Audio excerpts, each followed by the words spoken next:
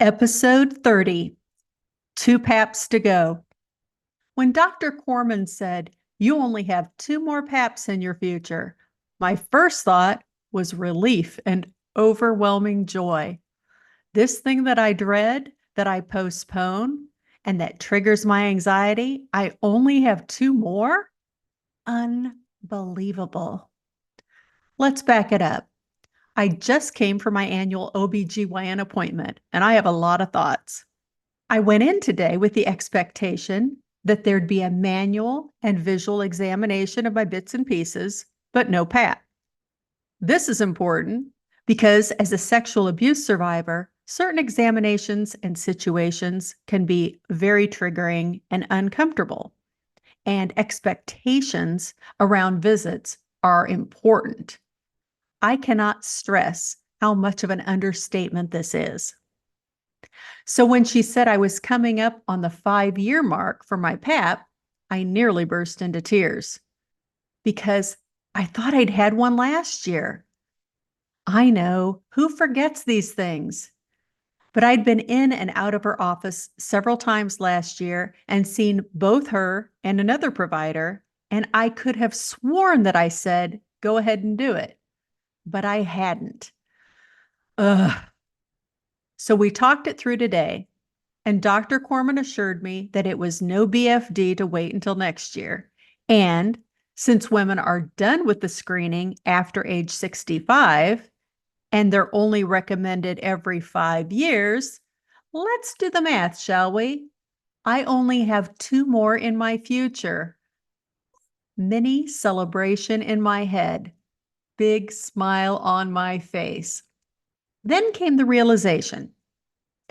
Okay, so that information sank in, but now what? What comes after that? I had a similar reaction when 6 years ago, both my naturopath and my OBGYN recommended I start hormone replacement therapy.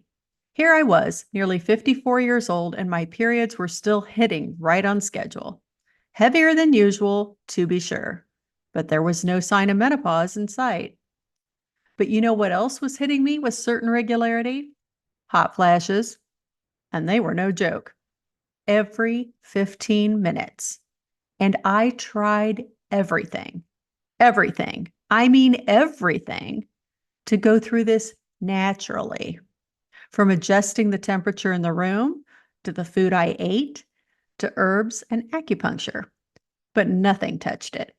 Add to that the now annual Venifer infusions to counter the monthly blood loss. I said, sign me up. Yes, there was a slight adjustment period of about a month as my body became accustomed to the boost, but there was no denying the pep in my step as I realized I was less tired, more energetic, and so much happier. Especially when I realized, when I missed that first period in December, that I'd never need another feminine hygiene product again in my life. It was liberating. Kind of like the liberation I felt when, after 9 months, I weaned my second and last child. I felt free. But also, there was a kind of sadness because I realized it was the end of an era. I could always learn how to play tennis or golf, but I'd never nurse another child again because with my C-section, I'd chosen a tubal ligation on the side, a decision I was happy with. And yet, it still represented a small ending. I was also reminded of when my best friend was undergoing chemo infusions for terminal pancreatic cancer, and people would high five and exclaim, "Another chemo down." And all I could think of was, we're that much closer to the inevitable end. Despite the magical thinking around her diagnosis, Brandy knew there was no beating this thing. There was only reducing the cancer to minimize pain and extend her life, giving her more time with her devoted husband and young son. With me, it's always been difficult to sit with the present. I'm always looking to understand what's next. Relaxing into the moment is a challenge because I'm always waiting for the other shoe to drop. What would it look like to just sit with the happiness of the moment, no matter how fleeting, to soak it all in? This is my life's work. What about you?